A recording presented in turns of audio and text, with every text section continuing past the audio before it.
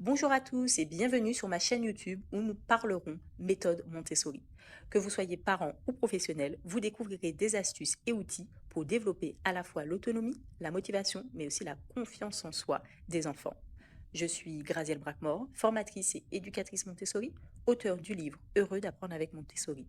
Mon objectif est de parler de cette méthode de manière ludique et sans culpabilisation. Abonnez-vous pour ne pas manquer nos prochaines vidéos et rendez-vous en descriptif pour découvrir les liens qui mènent vers nos actualités du moment. Et bien sûr, vous aurez aussi accès à des e-books gratuits ou des vidéos qui vous permettent d'aller plus loin. Au plaisir! Aujourd'hui, donc, nous parlerons des sciences. En plus, je suis bien entourée, je ne sais pas si vous avez entendu, les oiseaux sont avec nous, nous sommes entourés de nature, donc c'est un cadre idéal pour parler de sciences. Nous parlerons botanique, zoologie, géographie, enfin bon, nous verrons toutes les astuces pour guider notre enfant vers la découverte des sciences, vers l'initiation aux sciences et comment leur donner le goût d'aller plus loin et devenir vraiment des experts, surtout si votre enfant est demandeur. Alors, la première chose que j'ai envie de vous rappeler, c'est que la méthode Montessori a pour objectif de développer l'autonomie, la motivation, la concentration de l'enfant, tout en respectant son rythme. Si vous souhaitez avoir plus de précision sur les principes de la méthode Montessori, je vous invite à aller visionner notre vidéo où on a vraiment pris le temps de détailler les principes de cette méthode. Maintenant, si on retient que l'objectif c'est d'aller au rythme de l'enfant, eh bien, on va avoir en tête que finalement, en fonction de la demande de l'enfant, on va s'adapter. En effet, l'adulte qui va accompagner l'enfant est en réalité un guide. Il va observer son enfant. Et si votre enfant est dans une phase où il réclame voilà, d'aller dans la nature, d'aller observer des animaux, de faire des expériences scientifiques, eh bien c'est à ce moment-là que vous allez pouvoir lui apporter de plus en plus de matière pour satisfaire son besoin. Cela ne signifie pas que si votre enfant n'est pas demandeur, vous ne l'initiez pas quelque chose, parce que des fois c'est en initiant que le goût pour les sciences va apparaître pour l'enfant. Mais ça, on garde en tête que l'on s'adapte au goût de l'enfant et on va tout faire de manière ludique, simple et rapide pour le faire rentrer dans des apprentissages de sciences avec amour, joie et fluidité. Les gros principes de la méthode Montessori pour accompagner son enfant en sciences vont être ceux-là. Premièrement, c'est qu'on va passer d'abord par du concret. Et ça, c'est valable dans toutes les matières dans la méthode Montessori, que ce soit en maths, si on veut apprendre à compter, on va manipuler des perles avant de faire des calculs sur papier. Eh bien, en sciences, ça sera pareil. Avant même d'imaginer qu'un enfant va faire des exercices, on va lui poser des questions sur quels sont les différents types de vertébrés chez les animaux, eh bien, on va d'abord l'emmener voir des animaux concrètement. Il va avoir la chance peut-être de s'occuper d'un animal, d'en prendre soin. Il va peut-être avoir la chance d'aller dans le jardin pour recueillir des petits insectes morts et les observer.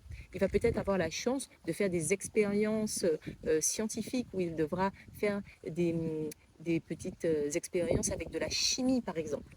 Bien sûr, plus on passera par du concret, plus l'enfant sera fasciné et aura envie d'en savoir plus. Donc c'est la première étape. Autre chose, c'est que l'idée n'est pas non plus de rester que sur le concret.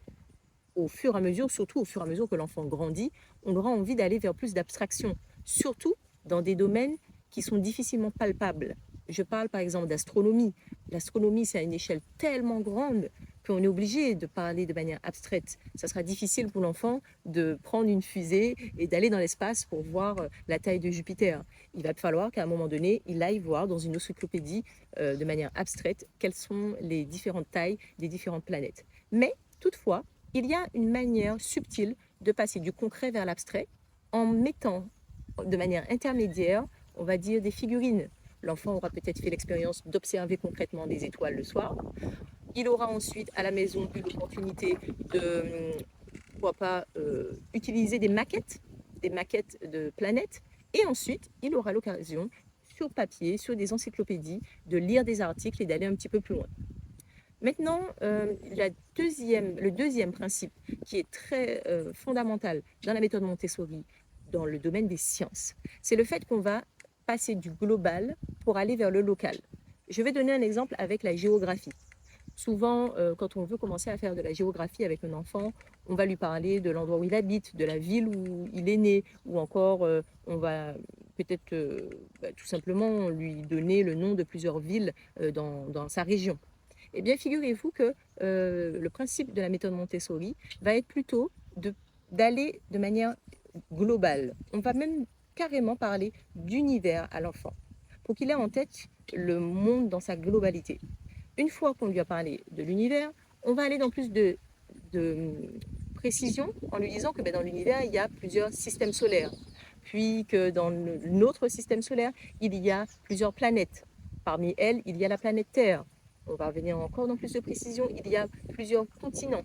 Dans ces continents, il y a des pays. Dans ces pays, il y a des villes, ainsi de suite. On peut même aller jusqu'au quartier. Et le fait d'aller comme ça du global jusqu'au local, c'est très intéressant parce que ça permet vraiment à l'enfant d'avoir une idée précise du monde qui l'entoure. Et ça va être un petit peu le même principe pour la botanique ou encore pour la zoologie. Si l'enfant a une idée générale de toutes les catégories d'animaux, il pourra mieux venir aller dans les détails sur les spécificités de ces différentes catégories. Prenons un exemple sur la zoologie, puisqu'on parle d'animaux. C'est intéressant assez rapidement de faire prendre conscience à l'enfant qu'il existe par exemple des animaux qui sont invertébrés, comme les insectes ou encore les mollusques, les crustacés. Alors que certains sont des animaux vertébrés, ils ont un squelette à l'intérieur de leur corps. Et on va leur parler des poissons, des amphibiens, des reptiles, des oiseaux, des mammifères. Et ensuite, une fois qu'il a cette vision globale de ces différents types d'animaux, on va venir donner plus de détails. Ah bien, les poissons, quelles sont leurs caractéristiques? Ils peuvent respirer sous l'eau, ils ont des branchies, alors que les mammifères, eux, respirent avec leurs poumons. Et au fur et à mesure, c'est comme ça qu'on va venir dans plus de détails. Pour la zoologie, c'est assez intéressant parce que finalement, la classification animale peut être faite en fonction de ce qui intéresse l'enfant. Si ce qui intéresse l'enfant, c'est de regarder ce que les animaux mangent, on peut, plutôt que de parler d'invertébrés et de vertébrés, plutôt quels sont les animaux qui sont omnivores, carnivores, herbivores. Il y en a d'autres qui seront plutôt intéressés par le fait qu'ils vont avoir des petits qui seront dans des œufs ou non. Donc ceux qui auront leurs petits dans les œufs, ce sont les ovipares, alors que ceux qui mettent au monde des bébés tout vivants, comme les mammifères, les petits chatons, ou même l'être humain, on peut faire un lien aussi avec les humains, eh bien, ce sont des vivipares. Tout ce qui va, bien sûr, permettre à l'enfant de faire un lien avec ce qu'il vit au quotidien sera beaucoup plus propice à son apprentissage. Si l'enfant a d'ailleurs un chat à la maison qui vient de mettre au monde un petit, c'est l'occasion de parler de reproduction animale. Si, à l'inverse, l'enfant il a l'occasion d'observer un animal qui a peut-être été écrasé, c'est un peu malheureux. Mais le fait qu'il ait été écrasé, on peut voir le squelette qui apparaît. Et bien là, c'est le moment de venir dire à l'enfant, s'il y a un squelette à l'intérieur du corps de l'animal, on appelle ça un animal vertébré. Vous l'aurez compris, en fonction de ce que vit l'enfant, on va aussi venir s'adapter. Voilà un petit peu ce que j'avais envie de vous apporter comme précision sur, on va dire, les principes montessoriens. Maintenant, voyons comment la posture de l'adulte va permettre à l'enfant d'être curieux et d'avoir envie d'apprendre par lui-même. Parce que bien sûr, on l'a dit, le principe phare de la méthode Montessori est de développer l'autonomie. On a envie en réalité de développer la curiosité de l'enfant qui va faire que de lui-même, il va expérimenter des choses, il va aller chercher dans les livres, il va aller peut-être plus grand chercher sur Internet. Enfin bon, l'idée, c'est de simplement, nous, en tant qu'adultes, de venir planter une graine qui va un beau jour germer et que l'enfant de lui-même aille faire ses expériences scientifiques. Pour ça, ça va nécessiter une chose. Premièrement, que l'on s'intéresse à ce que l'enfant s'intéresse. Si l'enfant est fasciné par les dinosaures, mais que nous, on n'y connaît pas trop grand-chose, c'est l'occasion pour vous, en tant que parents, éducateurs, professeurs, de venir rencontrer des spécialistes, d'aller chercher vous-même des informations plus pointues que votre enfant vous demande pour pouvoir le guider. Et j'insiste sur le mot guider, parce que l'adulte doit rester un guide. Ça veut dire quoi ? Souvent, en tant que parent, quand on a une expertise, parce qu'il y a des parents qui sont très fascinés par la nature, donc ils connaissent un rayon en botanique, d'autres qui vont être fascinés par la zoologie ou encore la géographie. Selon votre métier aussi, vous serez un expert et vous aurez très envie de transmettre tout ça à votre enfant. Eh bien, je dirais, l'erreur à ne pas commettre, si je peux m'exprimer ainsi, ça serait d'éviter de tout déposer sur un plateau à votre enfant. Parce que si on lui donne toutes les informations, il y a de fortes chances que ça rentre dans une oreille et que ça ressorte de l'autre. En effet, si l'enfant fait l'expérience de lui-même et qu'il fait ses propres conclusions de cette expérience, il y a plus de chances qu'il retienne une information plutôt que si on lui dit bon, ben, tu sais, en sciences, si tu veux savoir quels sont les trois états de l'eau, il y a les solides, ce sont les glaçons, les liquides, c'est l'eau que l'on boit, et l'eau gazeuse, c'est l'eau qu'on va faire chauffer dans la casserole et qui va s'évaporer. Et bien sûr, c'est la température qui va permettre de passer de l'état solide à l'état liquide. Et oui, dans le frigo, on va le mettre au frais, alors que dans la casserole, il va faire chaud. C'est pour ça que ça s'évapore. Là, si on fait ça, c'est comme si on volait la possibilité à l'enfant de le comprendre de lui-même. Je pense qu'un enfant, même très petit, est capable de comprendre si on met de l'eau liquide dans une casserole et de faire chauffer, mais que c'est la température qui a permis de passer d'un état à l'autre. Et que le glaçon, si c'est en le mettant au congélateur qu'il devient solide, c'est bien encore une question de température qui fait qu'on est passé de l'état liquide à l'état solide. Mais tout ça, ça nécessite en fait en tant que parent de ne pas toujours donner l'information à l'enfant, de simplement lui dire, tiens, si on sort un glaçon du congélateur et qu'on le met dans ce verre, observons qu'est-ce qui va se passer. Dans quelques minutes, on va voir. Et là, ça y est, de l'eau liquide apparaît. On va interroger notre enfant, on va lui demander mais qu'est-ce que tu en penses? Qu'est-ce qui s'est passé? L'enfant va peut-être nous poser des questions, mais on va l'aider à trouver les réponses. Et ça, c'est fondamental, d'avoir cette posture où c'est l'enfant qui va chercher ses réponses, c'est l'enfant qui va expérimenter et qui va devenir lui-même un petit scientifique en herbe. Parce que en faisant ainsi, on va développer aussi l'esprit critique de l'enfant, parce qu'il va faire des hypothèses, il va supposer des choses, et puis même si ce qu'il a supposé n'est pas forcément vrai, on ne va pas lui dire non, c'est pas ça. On va lui demander mais pourquoi tu penses que c'est ça? Peut-être qu'il a une logique assez intéressante à explorer. Et on va lui demander, on va faire une recherche si tu veux. On va aller chercher l'information. On va lui montrer aussi qu'on est capable d'aller chercher une information dans un livre, même si nous, on la connaît. C'est très important de rendre votre enfant autonome dans ses recherches scientifiques. Maintenant, j'ai envie d'aller un petit peu plus loin et de vous montrer que, en fonction de l'âge de votre enfant, la manière d'aborder les sciences va un petit peu différer. En effet, si votre enfant a moins de 6 ans, votre enfant traverse ce que Maria Montessori appelle une phase d'esprit absorbant. D'ailleurs, j'ai fait 2 vidéos sur la tranche d'âge 0-3, ainsi vous aurez beaucoup d'éléments sur la manière d'accompagner un bébé finalement, un tout petit. Mais j'ai également fait une vidéo sur la tranche d'âge 3-6, où là je parle de la méthode Montessori adaptée aux enfants de maternelle. Vous pourrez également vous rendre sur cette vidéo pour avoir plus de précision. Mais aujourd'hui, si on parle de la méthode Montessori en sciences pour les enfants de maternelle, eh bien, il y a une approche qui va être particulière. En effet, si l'enfant est dans cette phase d'esprit absorbant, ça veut dire que c'est un enfant, il suffit qu'il regarde ce qui se passe dans son environnement et qu'il reproduise un petit peu par mimétisme, par répétition. Et il va du coup être très sensible à ce qu'on va lui montrer. Donc c'est un enfant, souvent, il va falloir qu'on lui montre une expérience et il va réessayer l'expérience. C'est aussi un enfant qui aura beaucoup besoin de manipuler des choses avec ses mains. L'abstraction, ce n'est pas encore pour son âge. Les exercices sur cahier, ce n'est pas pour lui. Il aura besoin de toucher les choses, de les manipuler. Donc, si on a envie, par exemple, tout simplement de commencer à lui donner du vocabulaire, parce qu'en plus, à cet âge-là, l'enfant est encore en plein boom pour découvrir des nouveaux mots et du vocabulaire, eh bien, on va privilégier de lui donner, par exemple, le vocabulaire des fruits en utilisant des vrais fruits. Ainsi, ça sera à la fois une expérience sensorielle et le raffinement des sens est très pointu à cet âge-là. On va lui mettre, par exemple, une banane avec un ananas et une pastèque. Très exotique, les fruits que je vous propose en même temps, vous voyez, je suis sous un beau soleil. L'enfant va avoir l'occasion de goûter ces différents fruits, de sentir l'odeur des fruits, de couper les fruits, donc ce qui va développer aussi sa motricité fine et préparer sa main à l'écriture. Vous voyez comment, grâce à des activités toutes simples, on a des objectifs directs, donner du vocabulaire à l'enfant, et indirects, développer le sens de l'enfant, développer la motricité fine, etc., etc. Et grâce à ces fruits que vous allez proposer à l'enfant, il y a une technique extraordinaire pour apporter du vocabulaire à l'enfant. On appelle ça la méthode en 3 temps. Première méthode, première étape, vous donnez le nom des fruits. Banane, pastèque, ananas. Deuxième étape, vous demandez à l'enfant où est banane, où est pastèque, où est ananas. Et troisième étape, vous montrez un fruit, vous lui demandez qu'est-ce que c'est. Vous lui montrez un deuxième, vous lui montrez un troisième, et à chaque fois, vous lui demandez qu'est-ce que c'est.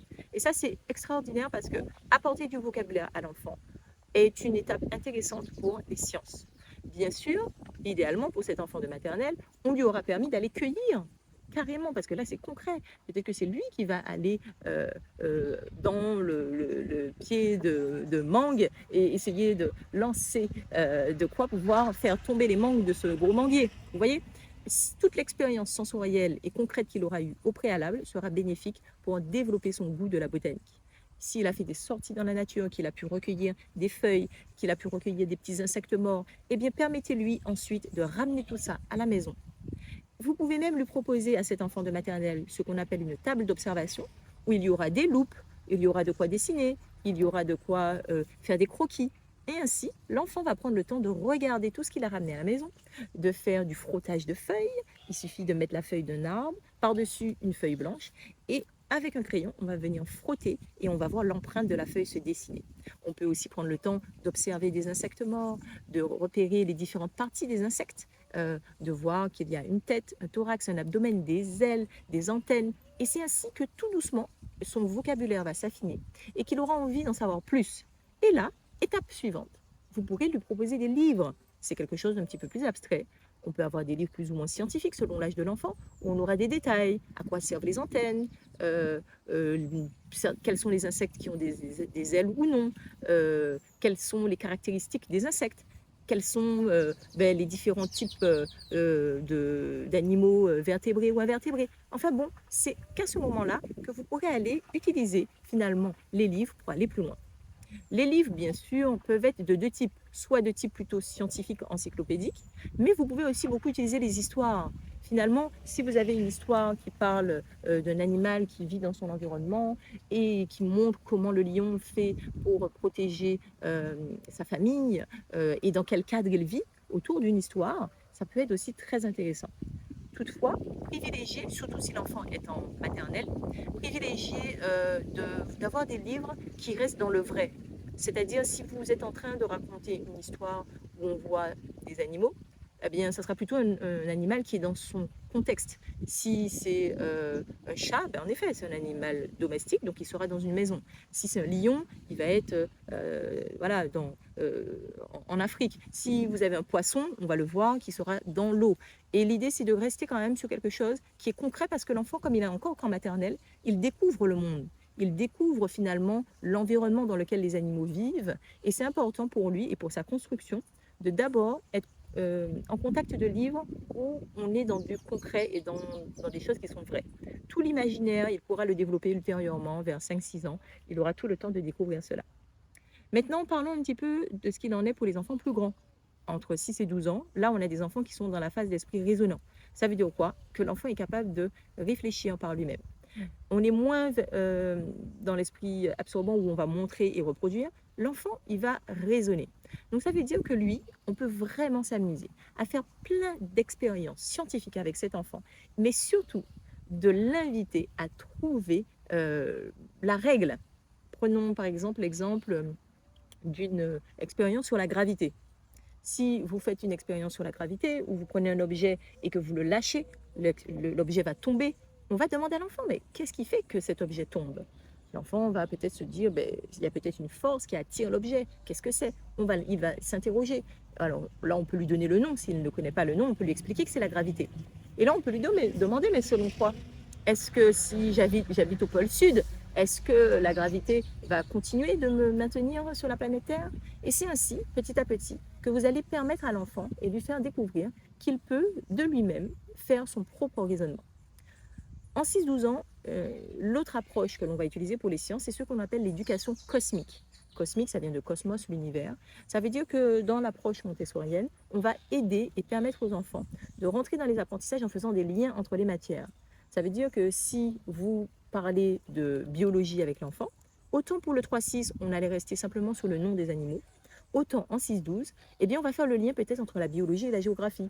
On va lui dire, eh bien figure-toi, quand je t'avais parlé de l'ours blanc, eh bien l'ours blanc, il vit où?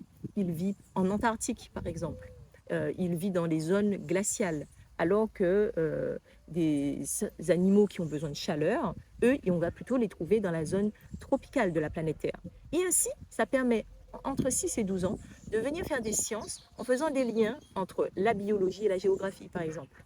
On peut faire plein de liens comme ça. Et c'est très intéressant parce que vous allez permettre à cet enfant qui a un esprit raisonnant d'aller faire aussi des recherches Et il va devoir peut-être lire des textes, donc il y aura de la lecture.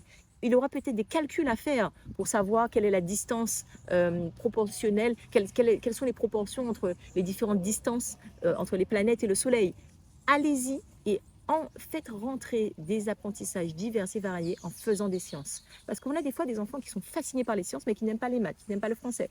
Eh bien, utilisez finalement leur envie de faire des sciences pour leur faire lire des textes, pour leur faire écrire des poèmes, pour leur faire écrire des exposés, pour leur faire du calcul mental. Tout ça va aider les enfants entre 6 et 12 ans en leur permettant de faire des liens entre les matières. Autre chose pour l'enfant de primaire, c'est vraiment fondamental pour lui d'aller au-delà de la maison ou de la classe. Autant un tout petit pouvait se contenter de ça, bien que les sorties sont très intéressantes dès la maternelle.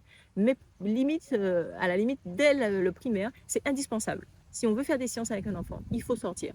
Il faut, si on parle d'arbres, aller dehors et aller voir des arbres. Si on parle d'animaux, aller à la ferme et concrètement aller voir les animaux de la ferme. Parler de géographie, aller dehors et voir comment fonctionne la houle, les vagues, etc. Et c'est ça qui va permettre à un enfant de primaire de développer son esprit raisonnant et d'avoir envie d'aller plus loin. Bien sûr, si vous souhaitez découvrir une façon assez ludique d'initier votre enfant aux sciences et que vous n'avez pas forcément d'idées sur les expériences scientifiques que vous pouvez lui proposer et l'approche à apporter avec lui, je vous propose de vous rendre dans nos liens qui sont sous la vidéo. Nous avons un programme en ligne justement qui propose d'initier son enfant aux sciences sous les principes de la méthode Montessori. Et vous aurez des choses assez simples à appliquer en tant que parent ou en tant que professionnel, professeur ou autre, avec votre classe, avec vos enfants. Et vous allez voir, j'en suis certaine, vous allez vous aussi apprendre beaucoup de choses. Voilà, alors j'espère que cette vidéo vous a été utile. N'hésitez pas à la partager à des parents qui ont des enfants entre 0 et 12 ans, à aussi la partager à des enseignants éventuellement. Et si vous avez des questions, n'hésitez pas à me les laisser en commentaire. Pour ne pas manquer nos prochaines vidéos, je vous conseille de vous abonner. Vous pouvez aussi activer la cloche de notification. Et je vous dis à bientôt. Au plaisir.